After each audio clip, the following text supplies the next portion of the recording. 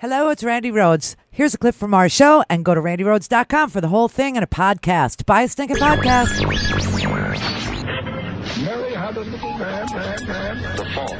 We believe that all men are created equal. To the magnificent mosaic that is America. From radio beacon to radio beacon. I have a dream today. Change has come to America. Believe me. Knock, knock. Who's there? It's a figment of your imagination. Randi Rhodes Show. Turn up your mind. The defendant in the scheme, William Singer, will plead guilty today to charges of racketeering conspiracy, money laundering conspiracy, conspiracy to defraud the United States, and obstruction of justice.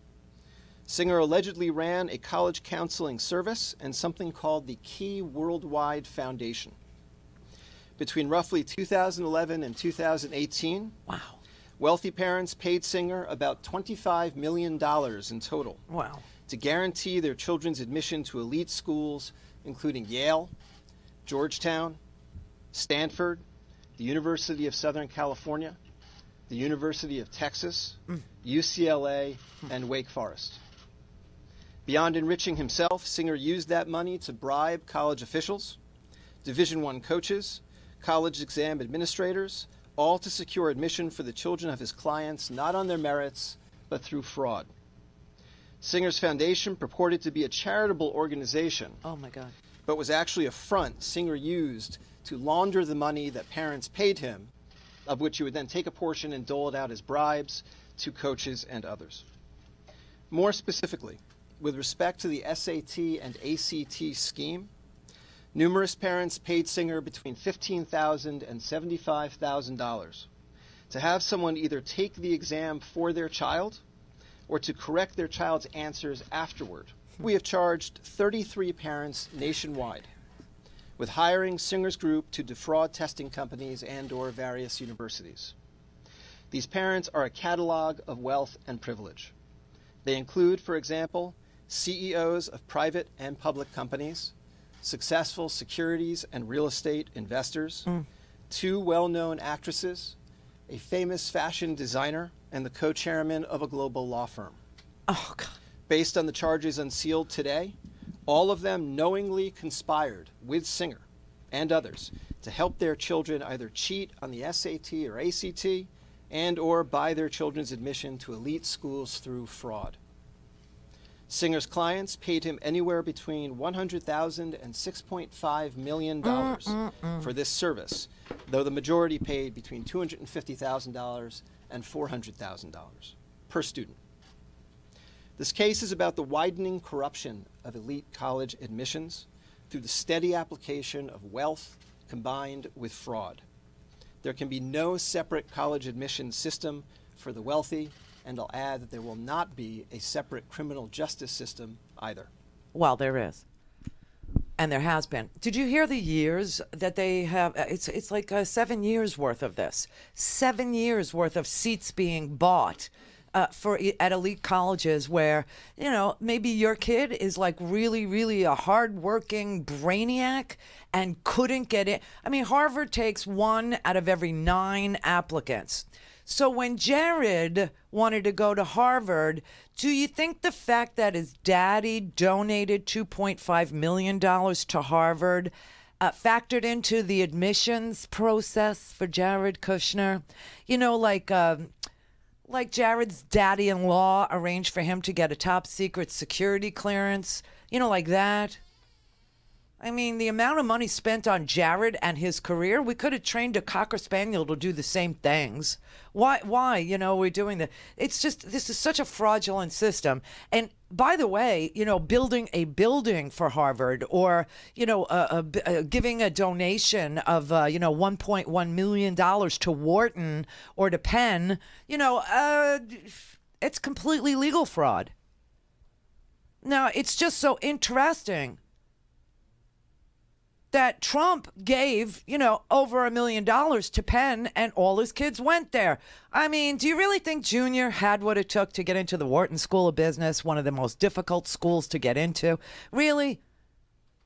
This is so sick. Here's a little bit of a transcript. If you read the indictment, which is on, it's in the homework today. The indictment's long, but it's unbelievable. It's great reading. It's really fast because it's all dialogue.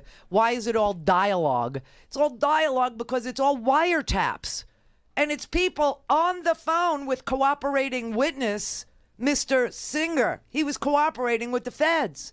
And he was recording all these freaking parents to get leniency for himself. This is a sick, twisted system. Here's him talking to Gordon Kaplan. Gordon Kaplan is the co-chairman of Wilkie, Farr, and Gallagher, an international law firm. An international law firm. He's a freaking partner, like the partner, co-chair of this international law firm, and he paid $75,000 to a college, for a college coach turned government cooperating witness to have someone else take the admissions exam for his beloved little girl who couldn't get there on her own. Here's the conversation. If you read the indictment, I just want you to know the abbreviations. CW1 means cooperating witness 1. CW2 means cooperating witness 2, and so on and so on. Okay, this is cooperating witness 1 talking to this lawyer, this co-chairman of this international law firm. Okay, the guy says to him, "So here's the first thing we need to do," and I think I mentioned this to you, at least to your wife. We need to get your daughter tested for a learning difference. Here's why. If she gets tested for a learning difference, let's say it's my person that does it, or whoever you want to do it, but I need that person to get her 100% extended time over multiple days. So what that means is we'll have to show that there's some discrepancies in her learning, which there's got to be anyways. And if she gets 100%, Gordon, then I own 2 schools. I can have her test at one of my schools, and I can guarantee her a score. If it's the ACT, I can guarantee her a score in the 30s. And if it's the SAT, I can guarantee her a score in the 1400s. Now, all of a sudden, her test score does not become an issue with all the colleges because she's strong enough. Then we'll clean up her transcript. Then her ability with her athletic ability and her testing and her getting better at school, it's much easier to get her into school because you're not fighting huge obstacles at the type of schools you're talking about. Now, if we do that, there's a financial consideration that you have to pay to the school to get it done because this is absolutely unheard of to make this happen. I can make scores happen, and nobody on the planet can get scores to appear. No one can get them to happen. She won't even know what happened. It'll happen as though she will think that she's really super smart or she got lucky on a test and you got a score now. There's a lot of ways to do this. I can do anything and everything if you guys are amenable to doing it. So Mr. Kaplan says, will she know? And he says she doesn't know. Nobody knows what happens. It happened. She feels great about herself. She got a test score, and now you're actually capable for help getting into a school because the test score is no longer an issue. Does that make sense?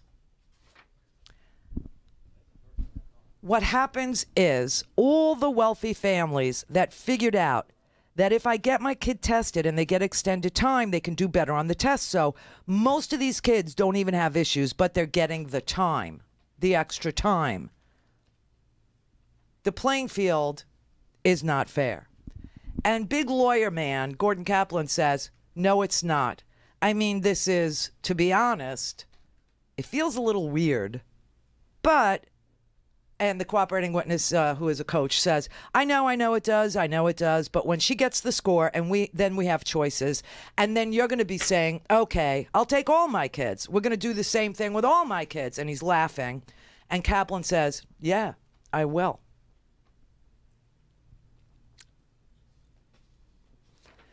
Then there's a follow-up call. And Kaplan realizes his daughter is, pretty much a dunce. Sorry. Because he's saying to the cooperating witness, saying to the coach, listen, she can't really score too high, okay? Because if she does, it's going to raise a lot of red flags. I mean, she doesn't do the work kind of thing, right? He says, yeah, well, I don't want it to be higher than a 32. And the witness says, okay, so, and Kaplan says, it's just going to be hard to justify in light of, and he says, look, and he says,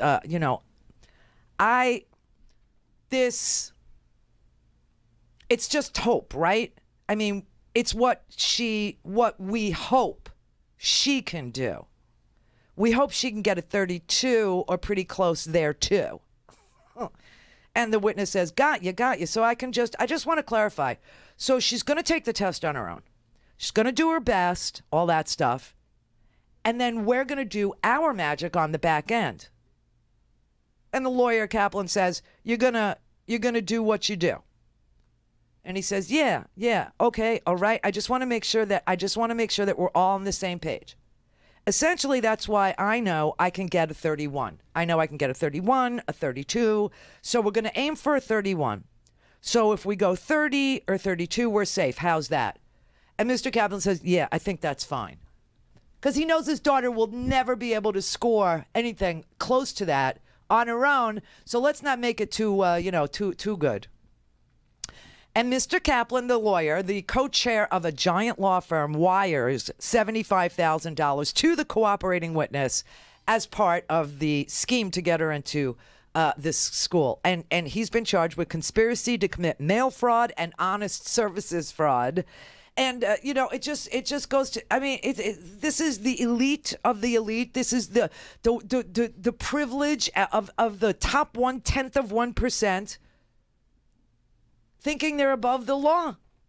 And you know what's going to happen, don't you? Mr. Kaplan's going to cop a plea deal. Mr. Kaplan's going to get probation. I wonder if Mr. Kaplan's even going to lose his law license. I doubt it. It's like every working class white kid, black kid, brown kid's worst dream. That there really is an educational system that is slanted against them from the very beginning. And then even if they can rise above 40 kids in a classroom that has books from, the year one, a classroom with, a teacher that's making $36,000 a year, and they still do well, and they're still straight A, and they take the SATs, and they did a prep class, and they do a 1400 or whatever it is, that there's a rich parent that's still able to throw money in an illegal scheme to take our seat at the best college.